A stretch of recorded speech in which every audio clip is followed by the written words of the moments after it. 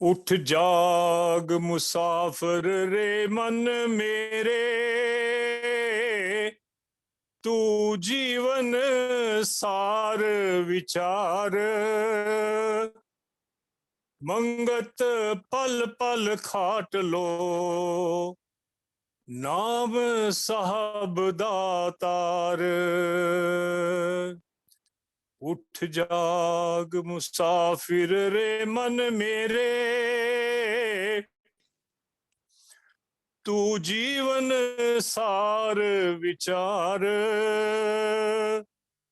मंगत पल पल खाट लो, नाम साहब दातार। आदरणीय संगत और मातृशक्ति को ओम ब्रह्म सत्यम।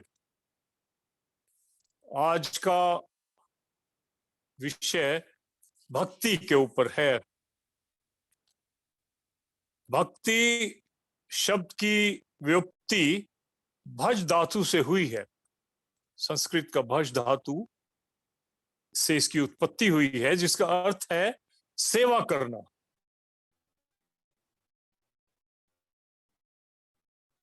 या भजना अर्थात प्रेम से इष्ट देव के प्रति आसक्ति, अनन्य भाव से, और कोई दूसरा ना आए बीच में। नारद भक्ति सूत्र में भक्ति को प्रेम रूप और अमृत स्वरूप कहा गया है।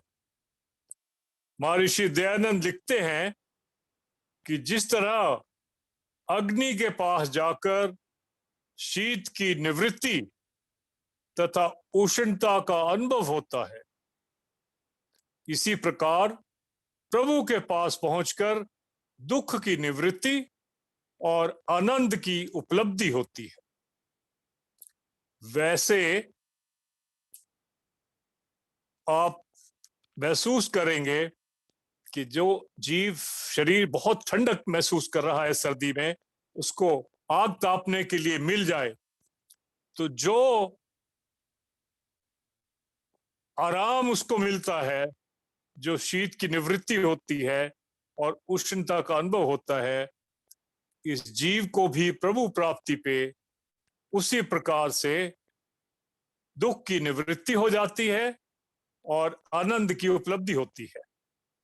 महाराज जी ने भक्ति के बारे कहा है कि सच्ची परिस्तश यानी पूजा किससे कहते हैं, जिस महाराज जी ने खुद ही उसका आंसर हमें दिया है, उसका फैसला दिया है कि जिसमें अपनी गर्ज ना हो, जो गर्ज ना हो, बिना गर्ज के हो, वही सच्ची पूजा है। महाराज जी आगे फैसला देते हैं कि जब तक देह के मद में गिरफ्तार है, तब तक बड़े यत्न करके सत विचार और सत अभ्यास को धारण करना चाहिए। सत विचार यह है कि देह को नाश स्वरूप देखना, और सत अभ्यास यह है कि देह की जीवन शक्ति यानी आत्मा में दृढ़ निश्चय रखना। सिमरन ध्यान करना, बगैर अपने अंतर सिमरन ध्यान के बुद्धि कभी भी निश्चल नहीं होती। ये महाराज जी का फैसला है। इस वास्ते सर्वशक्तिमान ईश्वर को अपने अंतर विखे जानकर निर्मल प्रेम द्वारा सिमरन करना ही असली शांति है। भक्ति जो है वैसे 3 प्रकार की होती है। स्वरूप सिद्ध भक्ति, संग सिद्ध भक्ति, आरोप सिद्ध भक्ति। ये भक्ति के 3 भेद बताए गए हैं। अब स्वरूप सिद्ध भक्ति, जिसके हम सब अनुयायी भी हैं, इस भक्ति में केवल प्रभु के सुख के लिए निष्काम प्रेम होता है।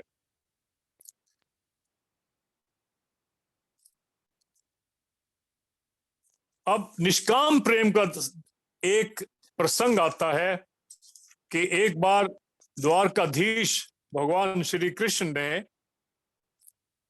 लीला रची और कहा कि उनके पेट में बहुत दर्द है और असहनीय है, तो सब लोग इकट्ठे हो गए।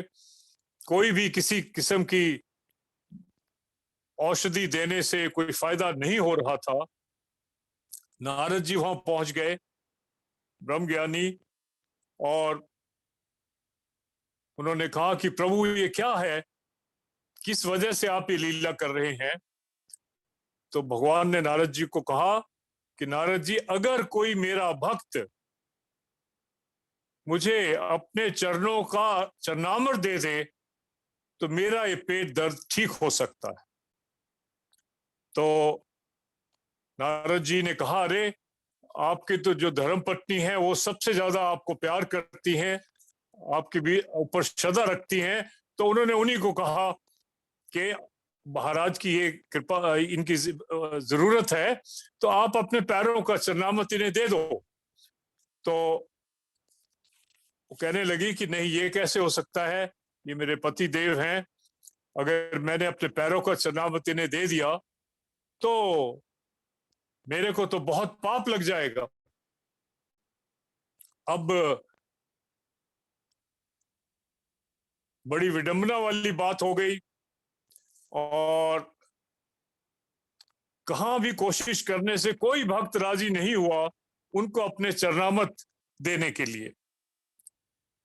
तो भगवान ने कहा कि आप वृंदावन जाओ, वहां देखो गोपियां हैं, उनसे पूछो। तो नारद जी वहां गए, गोपियों को बोला कि भगवान के पेट में बहुत दर्द है, और उन्होंने कहा है कि उनका कोई भक्त प्यारा अपना चरणामृत पैर धो के अगर वो पानी उनको मिलेगा तो उनका वो पेट दर्द ठीक हो सकता है। तो गोपियों ने बिना झिझके पैर धो के वो चरणामृत तो नारद जी को हैंड ओवर कर दिया कि आप ले जाइए ताकि हमारे प्रभु की कष्ट दूर हो। तो यही वो स्वरूप सिद्धा भक्ति है जिसमें केवल प्रभु के सुख के लिए ही निष्काम प्रेम होता है। ये जो स्वरूप सिद्धा भक्ति है, इसमें केवल विशुद्ध निष्काम भगवान की भक्ति है जो हम सब कर रहे हैं। इसी को नवदा भक्ति भी कहा गया है। महाराज जी ने इसके बारे में समता विलास में काफी विस्तार से बताया है। इस भक्ति में 3 मुख्य अंग हैं। वैसे तो नवदा होने की वजह से 9 है, लेकिन 3 मुख्य अंग हैं जो जिसका आज हम बातचीत कर सकते हैं। वो है श्रवण, कीर्तन और स्मरण या सिमरन। श्रवण, कीर्तन और सिमरन। सिमरन जो है इनमें सबसे प्रमुख है। अब कीर्तन की बात करें, यानी जिसमें बैठकर प्रभु प्यारे प्रभु के गुणगान करते हैं, वही कीर्तन है। जैसे हम सत्संग में मिलकर महामंत्र का उच्चारण करते हैं, मंगलाचरण गाते हैं, दोहरा शब्द मिलकर गाते हैं, आरती करते हैं, यही कीर्तन है। महाराज जी ने कीर्तन का जो स्वरूप है हमारे लिए बहुत सादा किया है। इसमें कोई भी म्यूजिकल इंस्ट्रूमेंट्स नहीं होते हैं। आमतौर पे कीर्तन समझा जाता है जहां ढोल बजे और दूसरे म्यूजिकल इंस्ट्रूमेंट्स, वाद्य संगीत के हो, लेकिन हमारे जो कीर्तन है वही है जो हम अभी सत्संग में करते हैं। और फिर एक तो हो गया कीर्तन, दूसरा है श्रवण यानी सुनना। वही श्रवण है भक्ति जो हम अभी सुन रहे हैं। संगत अपनी श्रद्धा से, अपनी आज्ञा से एक प्रेमी को विचार देने के लिए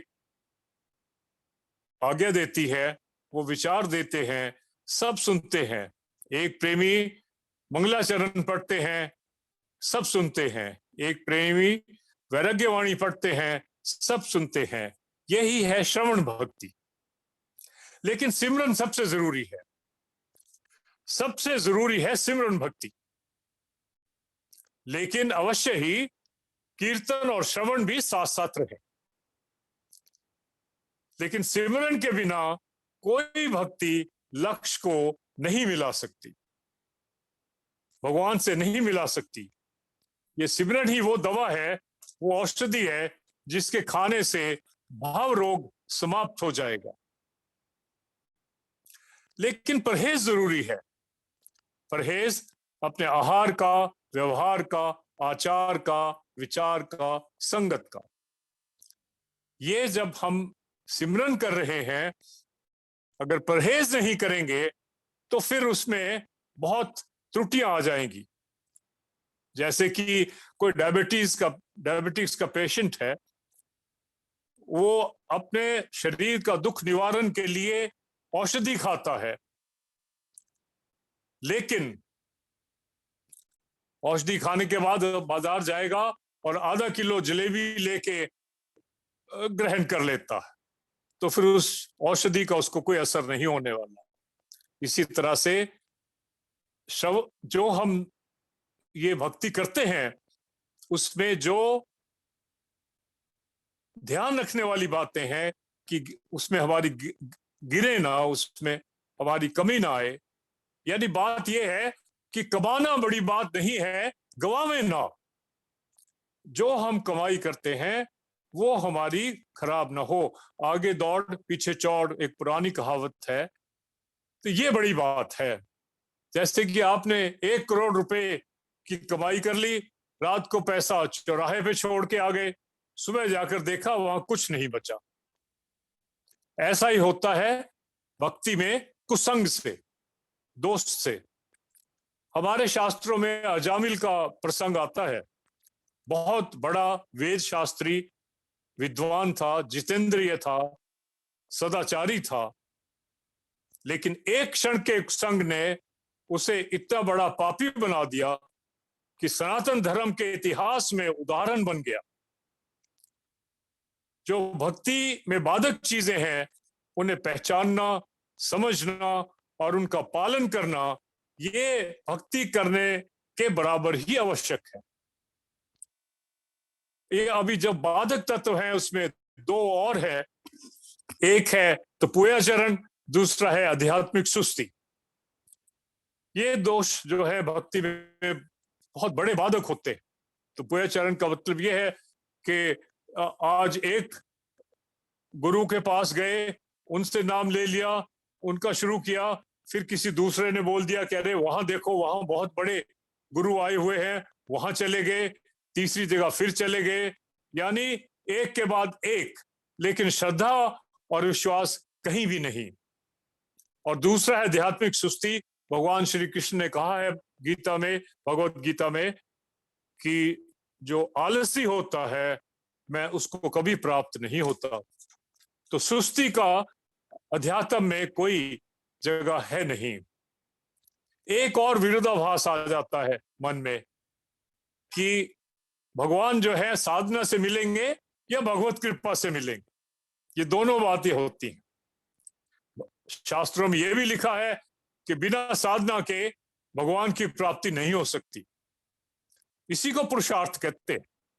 और यह भी लिखा है कि भगवान की प्राप्ति भगवान की कृपा के बिना नहीं हो सकती। अब ये दोनों बातें लिखी हैं, लेकिन एक इंसान है जो आलसी स्वभाव का है, वो कहेगा कि ठीक है, जब भगवान की कृपा हो जाएगी तो भगवान मिल जाएंगे, इस वजह से हमें क्या जरूरत है साधना करने की। ऐसे ही इंसान हमेशा से 84 लाख योनियों में घूम रहे हैं। भागवत में भगवान श्री कृष्ण उद्धव से कह रहे हैं कि केवल भक्ति से मैं प्राप्त किया जा सकता हूं, तत्प्रशोदात परम शांतिम, गीता में लिखा है। लेकिन साधना और कृपा दोनों ही सही हैं और दोनों ही रथ के दो पहियों की तरह हैं जो हमें आगे बढ़ने में सहायता करती हैं।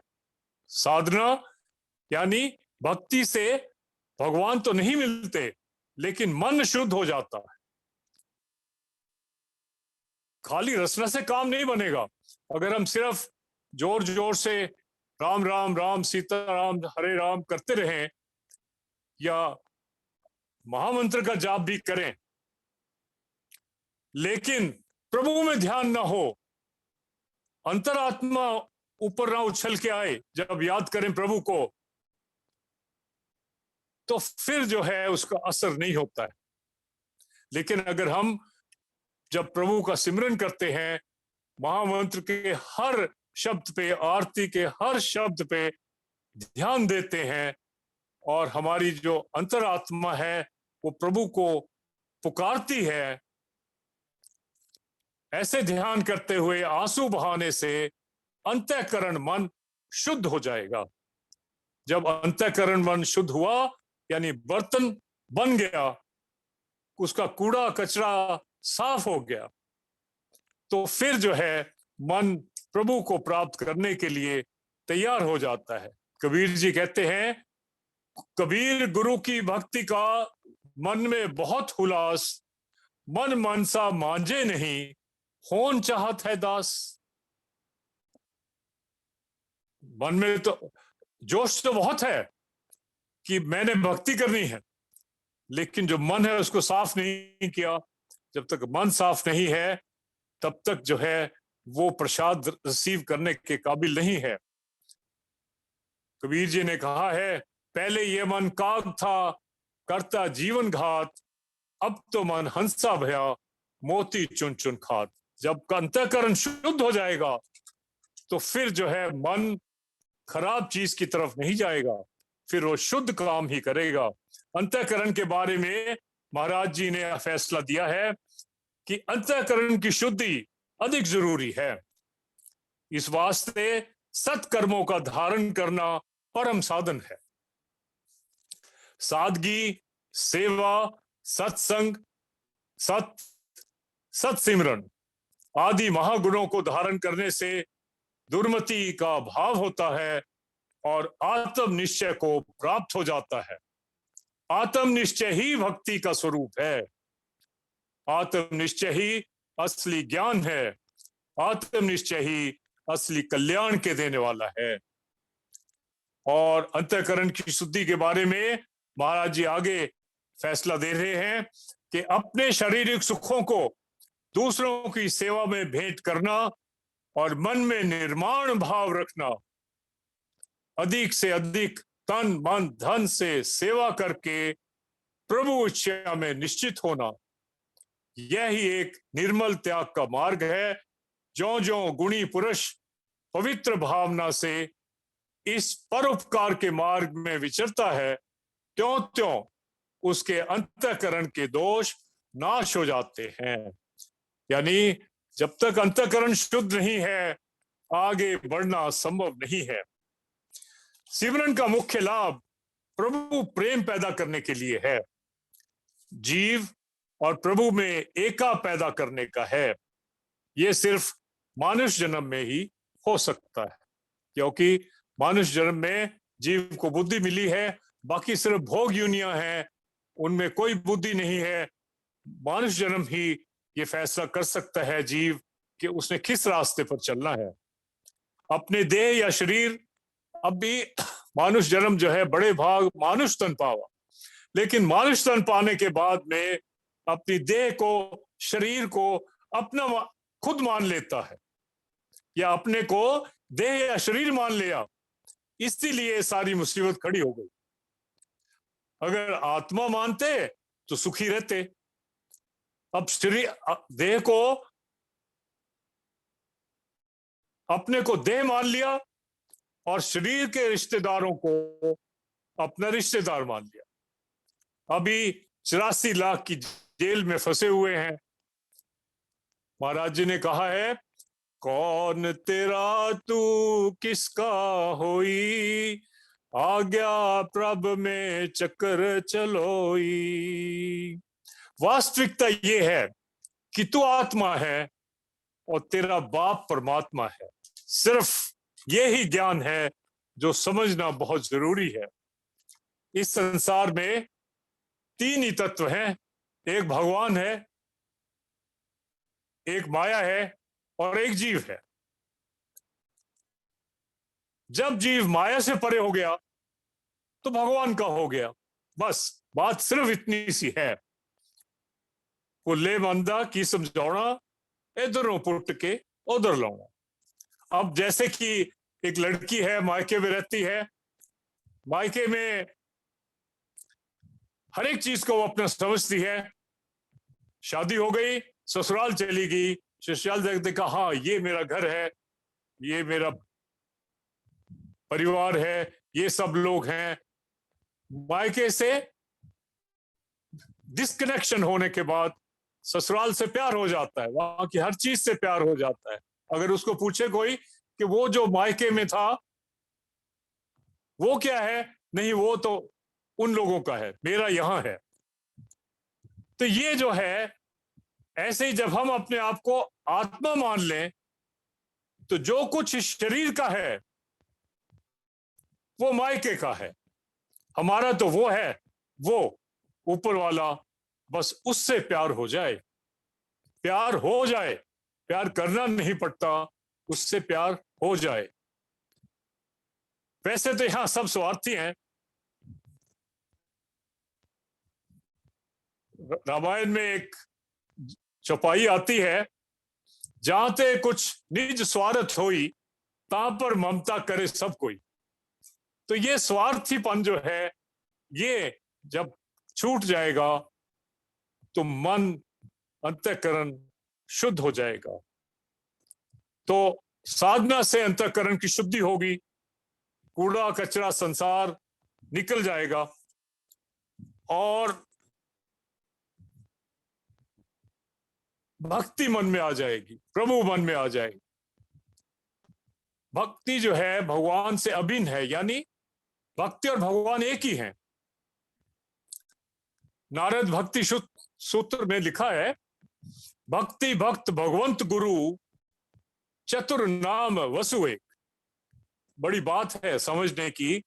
भक्ति भक्त भगवंत गुरु चतुर नाम वसु एक ही चीज है, यानी भक्त भी प्रभु ही है, प्रभु का रूप है। जैसे भगवान अनंत है, निर्वचनीय है, वैसे भक्ति भी अनंत है। वेद कहता है भजनम भक्ति ही भजनम नाम रसनम, यानी कि भगवान की जो भक्ति है वो भगवान के नाम में रस लेने के लिए है। यानी भक्ति का मतलब है भगवान का रस लेना। जैसे गाय चारा चर लेती है, उसके बाद बैठकर आराम से उसका रस लेती है, वैसे ही हम जब अध्ययन करते हैं, सत्संग अटेंड करते हैं, कीर्तन करते हैं, उसके बाद बैठ के अगर उसका मनन करते हैं, तो फिर हम भगवान का जो हमने कीर्तन किया है, जो मनन किया है, उसका रस ले सकते हैं। अब भगवान जो है रस के अथाह सागर हैं, उसमें कोई कमी है नहीं। अगर हम उनको मन में लाएंगे, यानी अपने मन को भगवान में लगाएंगे, तो हमें भगवान का रस मिलेगा। कितनी मात्रा में मिलेगा, इसमें थोड़ी साइंस है। जितनी हमारी भक्ति होगी उतनी मात्रा में हमें रस मिले। यहां भगवान ने एक कैच रख दिया है। कैच क्या है कि अगर किसी के कोई भक्ति नहीं है तो सत्संग सुनने में, सिमरन करने में उसको कोई रस नहीं आएगा। एक एक्चुअल प्रसंग है, बहुत पहले की बात है, टॉकिंग ऑफ 1973 74। वो जगाधरी के सत्संग में हम गए हुए थे, हर साल जाते थे। तो वहां पे एक प्रेमी मेरी ही उम्र के, मैं भी उन दिनों 23-24 साल का था, यंग कैप्टन था, वो एक प्रेमी आए हुए थे दिल्ली से, और उनके भी ग्रैंडफादर आए हुए थे साथ में। तो वहां पे हमारे सीनियर प्रेमीज जो हैं सुबह 4 बजे एक मेडिटेशन की क्लास चलाते थे। तो पहले दिन हम गए, वो मेरा दोस्त बन गया, तो इकट्ठे गए। आदरणीय स्वर्गीय प्रेमी कुंदन लाल जी वहां इंचार्ज होते थे उसके। 1-1.5 घंटे की क्लास चलाते थे। तो पहले दिन हम बैठ गए वहां जाके, 1-1.5 घंटा जो भी समय मिला करके आ गए। अगले दिन जब मैंने उसको बोला कि चलो टाइम हो गया, चले, सवेरे सवेरे उठ के नहा धो के वहां जाना था, तो वो कहने लगी मैं नहीं जाऊंगा। क्यों भाई, क्या हुआ? नहीं, वो इतनी देर आंख बंद करके बैठने से मेरा मन घबराता है। तो यही बात कि किसी की अगर मन में भक्ति में श्रद्धा नहीं है तो सत्संग सुनने में, सिमरन करने में उसको कोई रस नहीं आएगा। अगर किसी की 4 आने भक्ति है तो वही सत्संग सुनने में, सिमरन करने में भगवान उसे 4 आने रस दे देंगे, वो दे देते हैं। और किसी ने भक्ति बढ़ाकर फर्ज करो पुरुषार्थ और किया और 8 आने कर दिया, तो अंदर बैठा भगवान रस को बढ़ाकर 8 आने कर देगा। आप भक्ति को और बढ़ा दें, भगवान रस को और बढ़ा देंगे। भगवान का रस तो अनंत है। फिर वो स्टेज आ जाती है जब मीरा जी ने कहा मेरे तो गिरधर गोपाल दूसरो न कोई। उनको सिर्फ प्रभु में ही रस आता था और संसार से उनका कोई लेना देना नहीं था। अब भक्त की क्या बात है? भगवान ने भक्त के बारे में भगवत गीता में कहा है, संतुष्ट सत्तम योगी यथात्मा दृढ़ निश्चय मध्यर्पित मनोबुद्धिया मम भक्ता सम प्रिय। प्रभु कह रहे हैं कि जो हमेशा संतुष्ट रहता है, दृढ़ निश्चय से अपनी इंद्रियों पर काबू रखता है,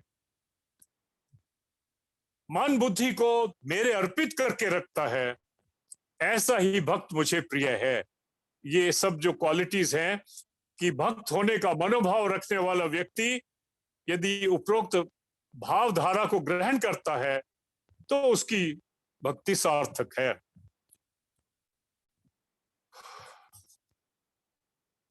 महाराज जी ने कहा है, गुरु सेवा जन बंदगी हरि सिमरन वैराग, जो चार ये तारों तभी मिले पूर्ण होवे भाग।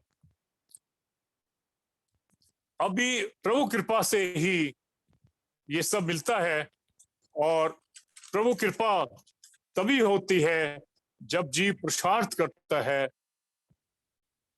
जो विख्या सगली तजी लियो भेख वैराग, ये पुरुषार्थ जीव को करना है कि अपने विषय विकारों को छोड़ना है, त्याग करना है। लियो भेख वैराग, संसार से वैराग लेना है। कहो नानक सुन रे मना तय जन माथे भाग, उसी के भाग जागते हैं वही भक्त बन सकता है। महाराज जी ने ग्रंथ श्री क्षमता विलास में फिर कहा है कि सब संसार जिसका स्वरूप है, अंतर बाहर तृण तृण को जो प्रकाश कर रहा है, जिसके बगैर ना कोई हुआ ना होगा, उस परिपूर्ण परमेश्वर की प्राप्ति करनी ही असली मुक्ति और समता शांति है। ऐसी भावना करके उस मालिक कुल की याद करनी और अपने अंतर विखे ध्यान करना ही असली भक्ति है। ये सब अब यहां तक जो महाराज जी ने ये समझाया, उसमें मन का बड़ा कंट्रोल आ जाता है। सब जग मन का खेल है, कर अंतर्माई विचार, मंगत जब मन निश्चल हुआ आपे रूप करतार। तो ये जो मन है, महाराज जी कह रहे हैं कि मन अगर निश्चल हो जाएगा तो प्रभु रूप हो जाएगा। अभी समय है, समता प्रकाश से हम कुछ महाराज जी की वाणी का श्रवण करेंगे। मन के मनोरथ नहीं पूर्ण समावे, अनक जतन जो धारे, पल पल उठे अनेक तरंगा, जीवन खेद विचारे। भव दुस्तर ये अति है मीता, एक पलक न धीर समाई, इच्छा से कर्म, कर्म से इच्छा, नित अपना आप बंधाई।